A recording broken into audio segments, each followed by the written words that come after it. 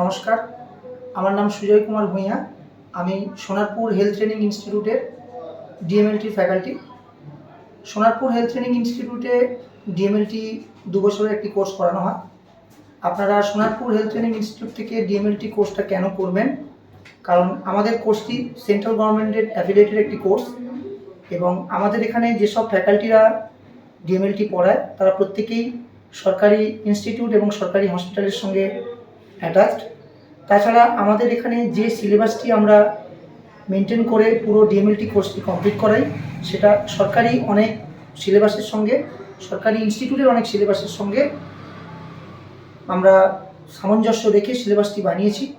এবং এখানে হাতে কলমে যেভাবে শেখানো হয় এবং ফ্যাকাল্টিরা যেভাবে স্টুডেন্টদের ধরে ধরে পড়ানো এবং শেখানো করায়, তাতে একটি ছেলে এখান থেকে ডিএমএলটি পাশ করে বেরিয়ে সে প্রাইভেট কোনো হসপিটাল হোক, ডায়াগনস্টিক সেন্টার হোক, নার্সিংহোম হোক, সব জায়গাতেই কাজ করার জন্য উপযুক্ত হয়ে ওঠে।